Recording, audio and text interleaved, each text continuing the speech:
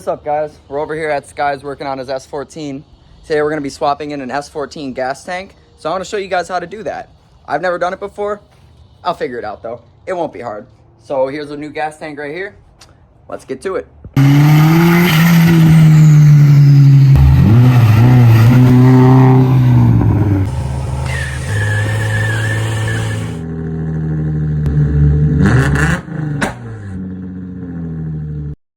Up on jack stands already. I'm gonna go ahead and get my transmission jack under there because that'll be perfect to lower the subframe with. My drill is charging right now, so as soon as that's ready to go, start taking out the subframe, drop that down.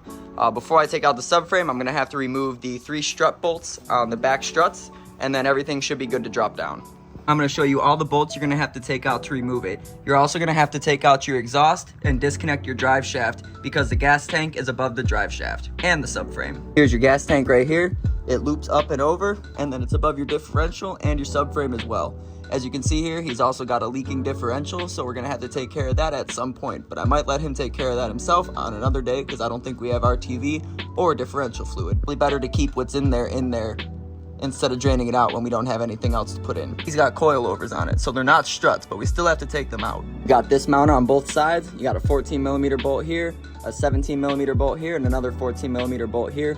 Same thing on the other side. We got these back two on each side. This is a 17mm as well. The other one is right behind this ear. So we got this trim right here. We got to take this out to access the strut tops, coilovers, whatever you want to call them, whatever you have. So you just pull this up. I've actually never done this before, like I was saying earlier, but these cars are all the same. There you go, pop that up, and you'll find your cap right here. Take this off. There's your nuts. He is OEM. Have you guys ever even seen these? Well, probably. I haven't really messed with a lot of S14s, so I don't really know what they come with and what they don't. S13s are a different story, though. I've had plenty of those and parted out plenty of those, so it's always interesting when you find something that you're not supposed to, like the little orange wheel chalk. Those are always rare. If you find like the little Nissan pamphlet that they got from the dealership when they bought the car, little things like that, or the roadside repair kit. These things are very neat. His jack in here, but he doesn't have his little roadside kit. Lame. But that's still cool to jack, but I wouldn't use those ever. That's a pinch weld folder right there. I'm good on that.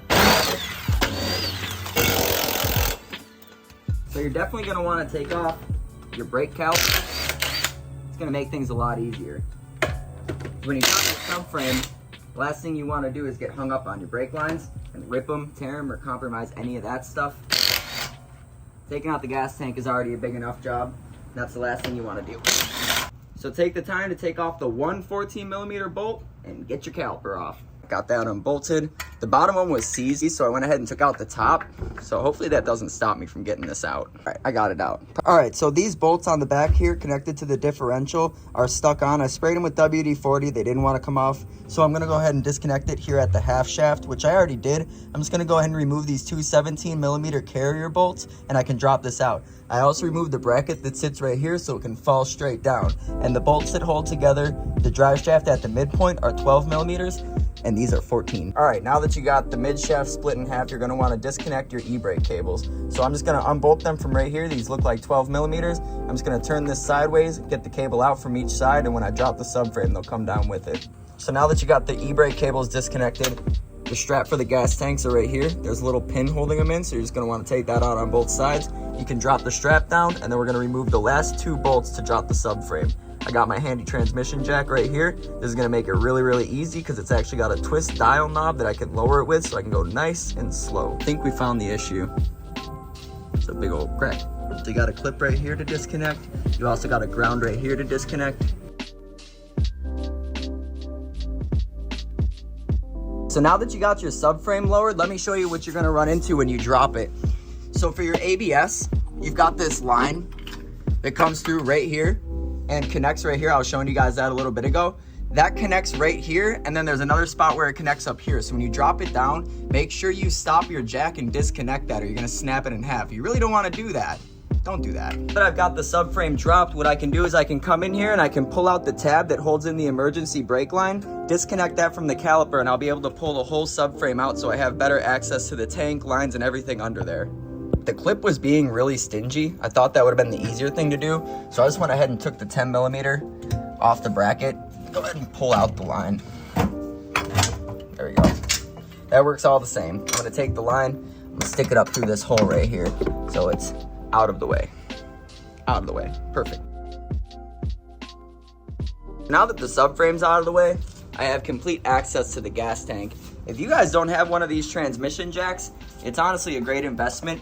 It's got these little levelers on the back and the side right here. So as you guys saw, I was able to twist that and level the subframe out so it was able to clear without having to tilt it and risk like dropping it.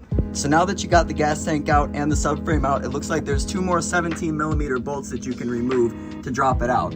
It doesn't look like it's connected to this strap, but it does appear that the gas tank is connected to this strap, and that's why it won't fall out.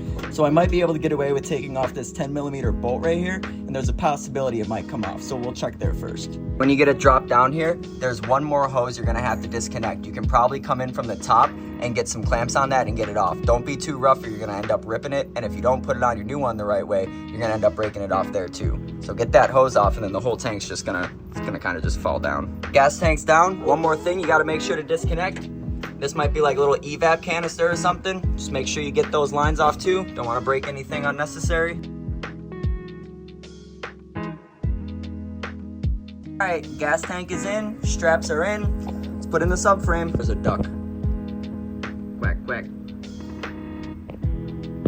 All right, so I went ahead and got the gas tank strap back in. I went ahead and put in some bubble wrap right here just to provide some sort of cushion so the strap isn't directly on the gas tank. However, this is really the area that you want to protect. The gas tank is constantly moving towards that, and if you got coilovers and you're static, well, you got to imagine that all that is going somewhere. So your gas tank takes on a lot of that, and that's probably why they crack over time as they get brittle. It just makes sense.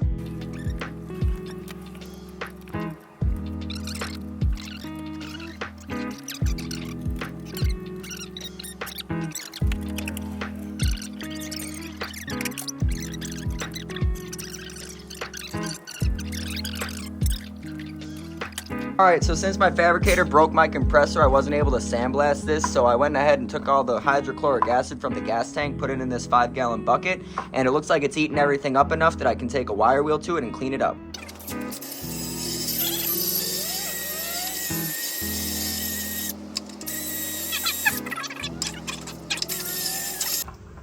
As my good friend Jack would say, good enough for government work.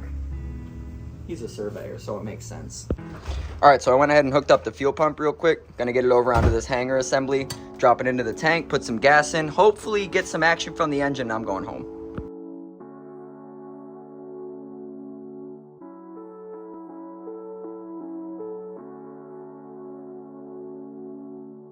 New fuel lines in, new gas tank in, fuel pump primes. This guy's filling it up with gas right now. You almost done, bruh? All right, cool. I'm gonna start this thing up. I forgot to put this on. Fuck. Did I not say that? Hey, gas tank's full. Wonder if it'll start on the first go. Why don't you turn the key on, let it sit on for about 4 seconds, turn the key off, turn it back to on, and let the fuel pump prime a few times so it pumps some fuel through your lines. All right, turn it off. Do it again. All right, go for it.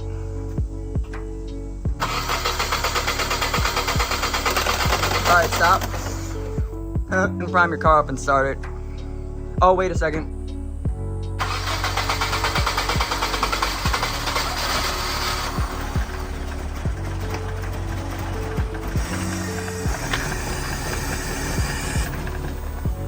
All right. Give it a little gas when you do it.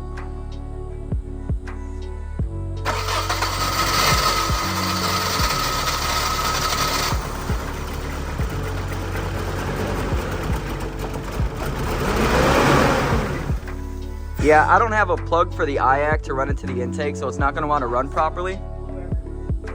Oh yeah, that's all the soot. That's exciting. However, your car runs off fuel pump now, so that's exciting to say the least. Definitely needs a tune-up. Definitely need the new spark plugs that AutoZone tried to charge $80 for. However, I'm going to make you return those and get them for cheaper from Amazon, because everybody knows $80 for spark plugs is a ripoff. Let me try to unplug your idle air control valve real quick. Try again. I almost just got my hand chopped off.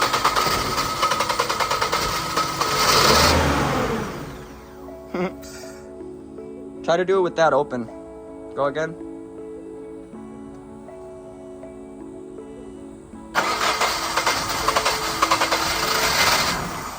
Yeah, it just don't want to stay on because you don't have a line for your idle air control valve, so it's got vacuum leaks literally everywhere. Today's goal was to replace the gas tank and at least make sure that the car can start off the fuel pump gas tank assembly and there's no gas leaking. So yeah, that's how you install an S14 gas tank. Make sure if you learned something, you hit the like button, drop a comment if you have any questions, subscribe if you want more how-to content on S13s, JDM cars, and anything in this realm of stuff. Maybe go check out the cars I have, and if you're interested in any of those, I make plenty of content on it. So follow on TikTok, Facebook, Instagram, YouTube, Patreon, wherever the hell you want to, and we'll see you in the next video.